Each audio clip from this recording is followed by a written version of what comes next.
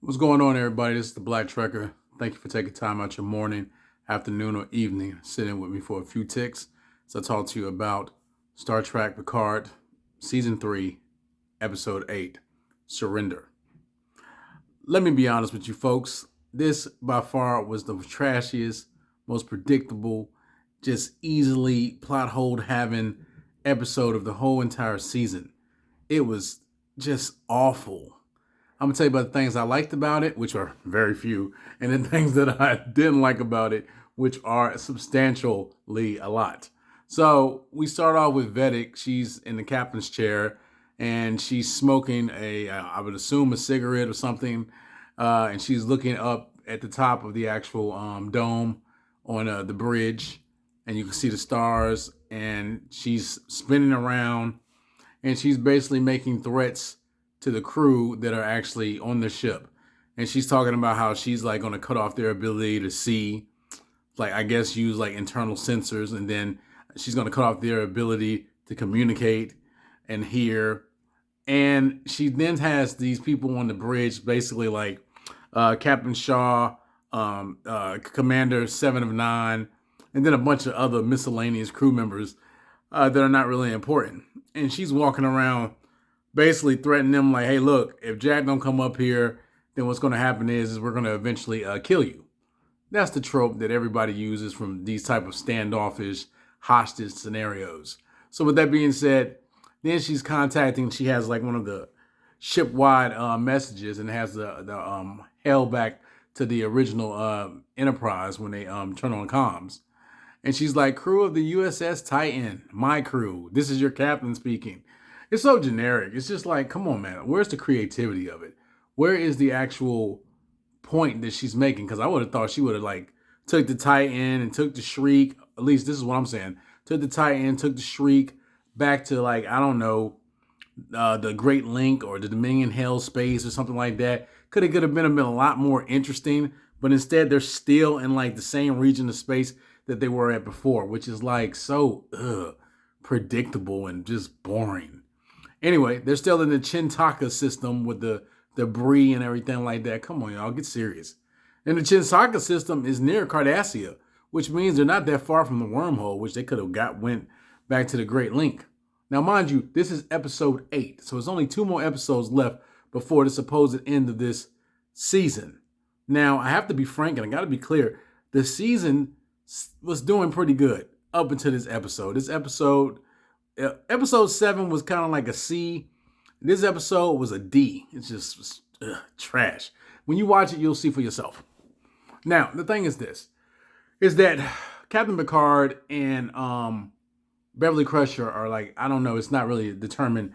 They're in an unspecified area of the ship, but they're trying to get control. And they're with Jack. And Jack, he's looking like a scared deer in the headlights type of scenario. He's in a corner and he's looking all weird. And then you got Ensign Crusher, not Ensign Crusher, Ensign LaForge sitting in the corner, and she's looking at him like, what is he thinking about? Okay, it's obvious that he has telekinesis and he's able to read minds and all of these things. That's great. That's wonderful. Kudos. Bravo. You got some powers. But the thing about it is that why is it that he is so unconfident about his abilities? I don't get that. So he's able to see the other crew and the different people on the ships getting gunned down and slaughtered by the changelings. This is my question. Why are there changelings that are the security changelings? Why are they running around shooting everybody? What's the point to that? Just gather all of the people up, put them in a confined area, and hold them right there. Why do you need to systematically go through the whole ship killing everybody? And that's not indicative of the changelings. And where are the Jem'Hadar at? If these are really the real changelings, where is the Jem'Hadar? Where is the Vorta? Nowhere to be found. Absurd. Ridiculous. Nonsense. Doesn't make no sense. This whole episode, Vedic's logic is backwards. I just don't get it. Terrible. Anyway, as I continue on. So another interesting aspect about this particular episode is 7 of 9. Commander Annika Hansen. 7 of 9 is acting all irrational and all emotional, trying to get involved in every little situation where there's a crew member, a miscellaneous crew member at that, an insignificant crew member at that. She wants to get, stop, stop, no, shut up. That's not how Seven of Nine acts. Writers of Star Trek, the Strange New World season, please stop this. All this melodrama. Seven of Nine was never this emotionally unstable and unhinged. And then Captain Shaw is like, hey, pull it together. You're a Starfleet officer. You know, you have to think about the good of the whole entire crew, not just yourself. She's an emotional wreck. I'm glad Counselor Troy back so she could sit down and talk to her about her freaking problems in her head. Crazy. So this goes on for about 20 minutes. Jack Crusher don't know what he want to do. He feels guilty because she's starting to kill people. She kills an insignificant Vulcan on the ship that nobody even know who that person is. And what happens is he tries to use his abilities to control people to put in a bypass code that all held officers have to be able to lock down the functions of the ship. The logic is that when they use this function again, it'll unlock the ship, regardless if somebody puts in some kind of code or whatever, which is backwards. You don't know no fractal codes like Data. You just can't put it in quickly. It ain't like Vedic people gonna be able to break it, especially if you go to some kind of like Starfleet intelligence school for coding. I mean, I don't know. It's crazy. Anyway, so what's going on also is in the engineering part of the ship, Data is still trying to fight with Lore. Geordi is trying to figure out a way to be able to make it where Data can actually overcome the powers of Lore, which is like, why is this a conflict? Why would they even be fighting? Why would Lore want to even take over control?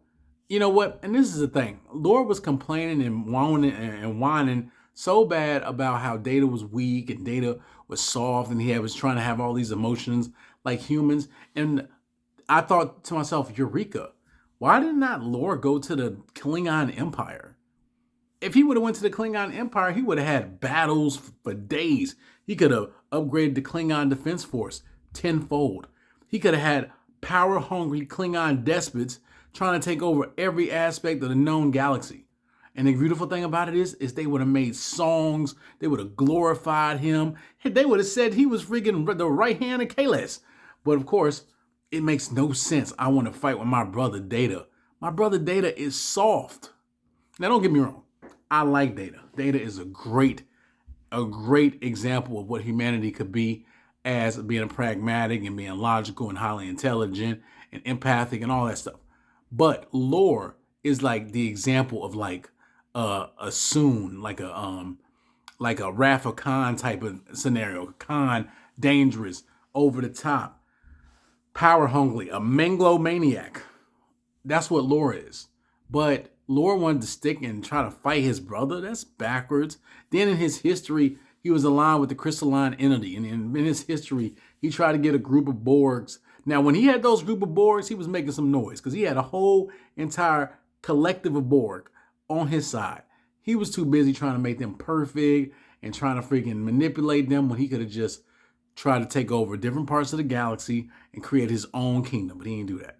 Anyway, I digress. I'm thinking about what Lore should have did opposed to what Lore was written to do, because the Lore that's written to do is stupid. I mean, if you want to be technical, you got a whole galaxy.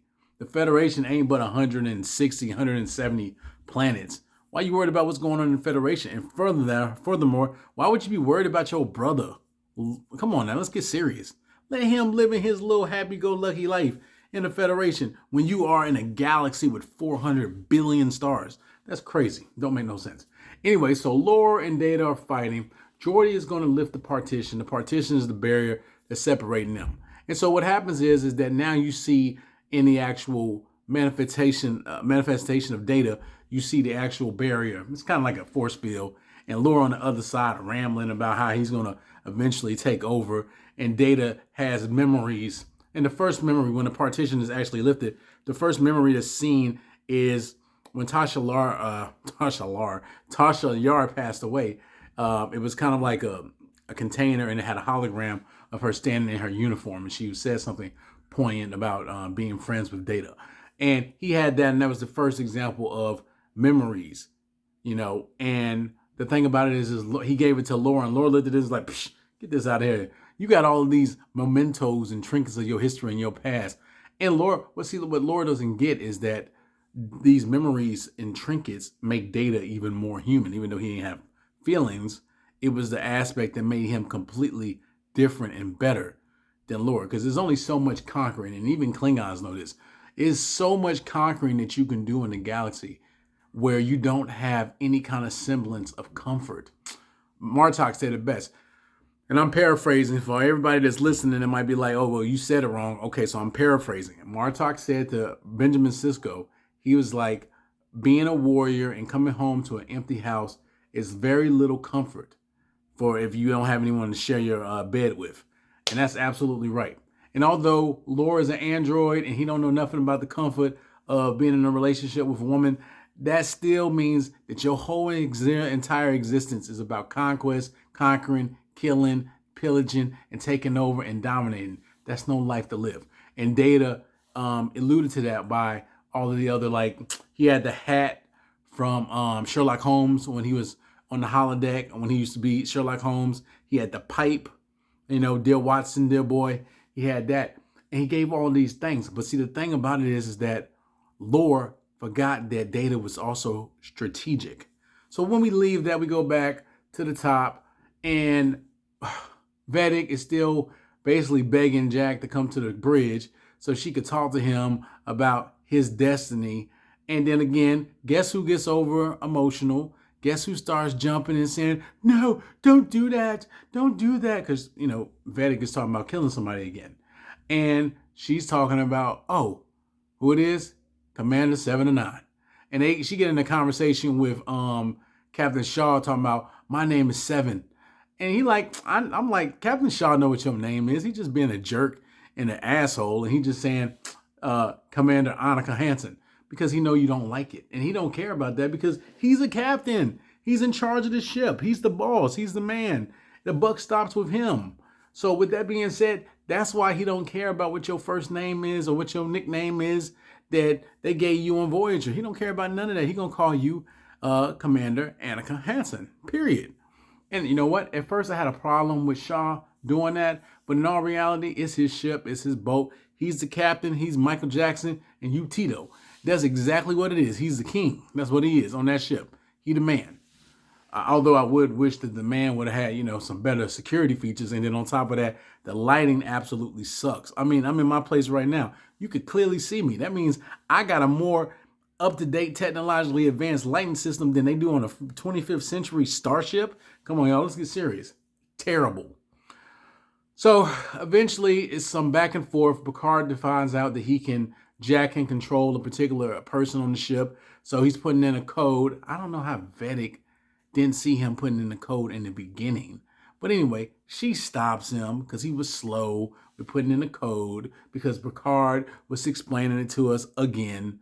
Listen, writers, you don't got to get explained to the actual people that are watching the show 3 and 4 times. That's just dumb. Stop doing that. So he gets caught. Then she looks into his eyes. There's something in your eyes, baby. Looks in your eyes. It's like, Jack, dear boy, is that you? And I don't understand. If you could switch from that dude, why can't you switch to somebody else? I don't know why. Anyway, so she is like, okay, I'm about to kill them. She asks him where he from, what's his name, who do you have, who loves you? He says, I have a son. Then she's trying to play the Picard like, dang, Picard, you hiding your son? And you gonna just let these people die? And then, interesting enough, it goes back to the Shriek. And the Shriek is inside his Captain Riker talking to his wife, Minsani. Minsani is like, I guess, a nickname. It's from like the planet of Beta Z that they've been saying since the first episode of TNG. It's like a nickname. And they're talking about, the things that they didn't like. They was talking about some birds they didn't like. I was just like, all of this is like so unnecessary. Like, I know you want to bring in Counselor Troy, but all of this is unnecessary. And then the alien guard comes back, which is a changeling. I don't know why the changeling guards look like that. That's dumb. Where are the Jem'Hadar? Since when did the changelings start doing all the like law enforcement work with prisoners and stuff? Like, I guess the Jem'Hadar population just don't exist no more. That's crazy and dumb. Anyway, so it's a blade through the chest, and then it's going. Now, question for you. there was never proven that blades could kill changelings. So when did that happen? But anyway, the dude drops, lowers the force field. Worf starts going into some kind of spiel about his feelings and how a river goes upstream, and it's just all dumb, stupid. Just why? Anyway, so Riker is like me, looking like, hey, that's inappropriate, dude. You talking to my wife? Get out of here. Now, in TNG, they've always had it where Worf had some kind of feelings for Counselor Troy. And back in the day, Counselor Troy was looking right. But this is like 35 years later. Counselor Troy looking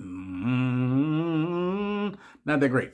But anyway, so he says that, and he's like, okay, well, come on, and let's go. And they leave. And then they're like in a cloaked shuttle. Okay, so they have a cloaking shuttle. Now, this is my question. You got a cloaking shuttle. Why wasn't the Titan using this cloaking device that it had? Just ding, ding, stupid. Anyway, so Worf gets on the ship. Riker is saying, and I know no doubt that Captain Picard is doing something Captain Picardish. Realistically, he's not. And they get back on the ship, and what happens is that Jack Crusher, before they know that Worf's on the ship, Jack Crusher goes to the bridge finally. I'm like, about time you take your butt to the bridge. We've been waiting like 7 episodes for you to just go to the bridge and meet this lady. Well, it's not been 7, but it's been a long time. So she says, finally, my boy, you're here. And I'm thinking like, finally, she gonna say, what's going on with this dude? And then she's like, have you heard the voices?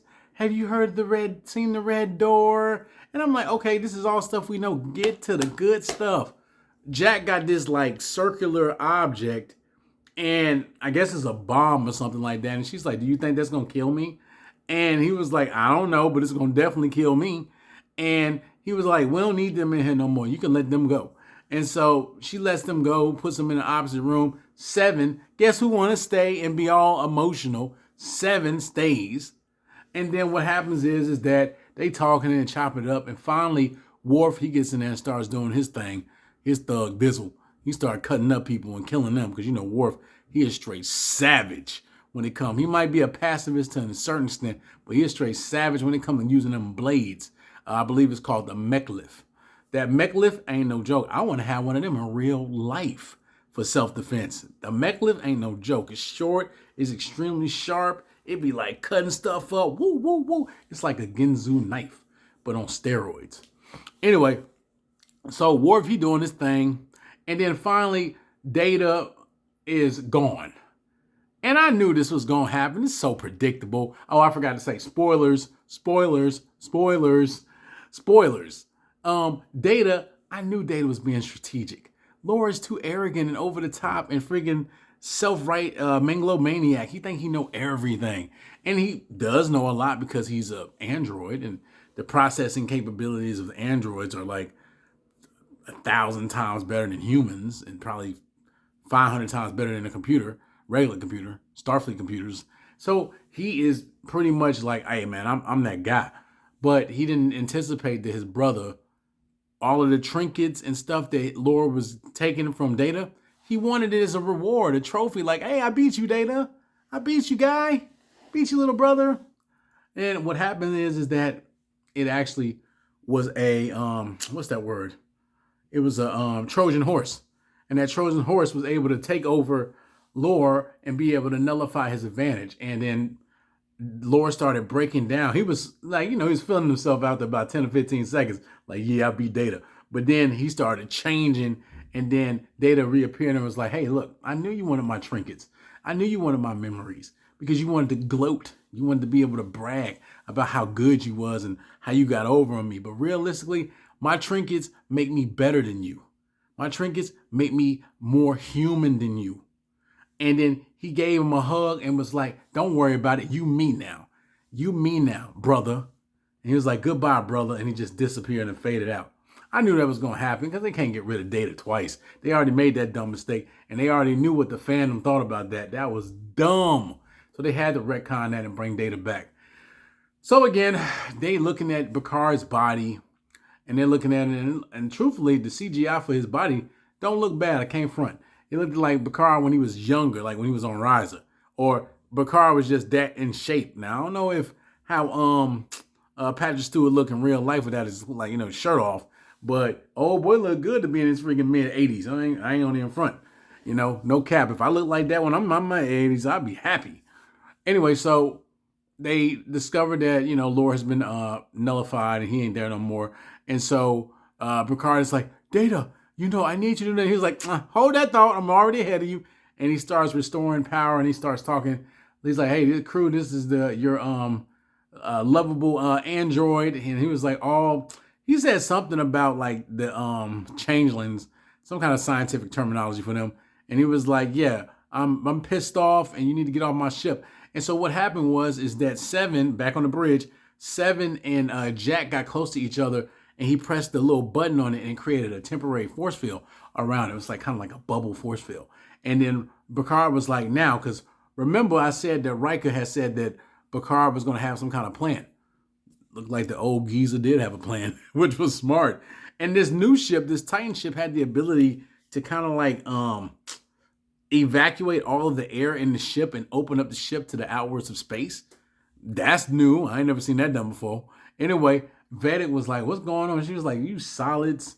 And then opened up the door and she got sucked out into space. Now, my question is this. We know that changelings don't necessarily die when they get sucked into space. What? Because how do we know this? Because in Star Trek Deep Space Nine, Odo was on a runabout and there was an unknown ship outside of the runabout. It wasn't traveling in that warp, but it was like it going at like, I don't know, like 1/4 impulse speed. And it was turned out to be, he found out, well, it was called, his name was Lars. Lars got into the runabout and appeared as a changeling. So we know that changelings can stay in space and change into ships. So I don't know if Vedic didn't have that ability or Vedic didn't know the changelings can do that. But even still, she shouldn't have died even though she got sucked out into space. Nah, I call BS on that. Because then she froze up and then she was traveling and then she hit the bow of the Shriek. Which I call that's lazy writing on the writer's part. Another reason why this episode was boo, boo, boo. It was trash. So if I had to assign a ranking for this episode, I would give it a D. And then it had like the crew back together montage and everybody was all kumbaya and I missed you and all that. Wait a second. You missed these people? It's been 35 years. You ain't got on subspace. You ain't get on the ship and go meet them nowhere. You ain't missed them. So all this stuff is just rhetoric. And we still don't know what's going on with Jack Crusher. What powers he got. Where he from. Vedic ain't get to say it because she got sucked out of the ship. And then towards the end, after they had the little kumbaya moment when sitting at the table, Picard was repeating the stuff that everybody already know. Starfleet been infiltrated. Then what happens is she's like, oh, well, it's time to meet your son. And then she's holding his hand like this, like they in some kind of seance. And what happens is that she was like, have you seen the red door? And she was like, yeah, ever since I came on, she was telling Picard, ever since I came on this ship, it feels like it's an ancient and weak enemy. What the fuck is that? Who is that? And anyway, it ain't Q, because Q well, he is ancient, but he ain't weak. So it ain't Q. It ain't Malignula. It ain't him. So Malignula was some kind of cloud. It was in a nebula. It ain't him. So it might be the dude that was in the swamp. But how the hell did he get out? That sucked in Tasha Yar, and then it was the black goo. How did he? I don't think it was him either. So with that being said, who could it be? This ancient and weak power. Anyway, so I digress. But I will say this. Then they're in this door, in the red door, and you can see like destruction of redness and like light coming from the keyhole. This episode was by far the weakest and terriblest episode of this particular season of Star Trek Picard. I would encourage you all guys to go and check it out. Please like, share, and subscribe. And I would appreciate if we could get to 250 views, possibly hit the 200 mark for subscribers, and you can help me build my channel up because I appreciate everything you guys do. Once again, live long and prosper. Black Trek out.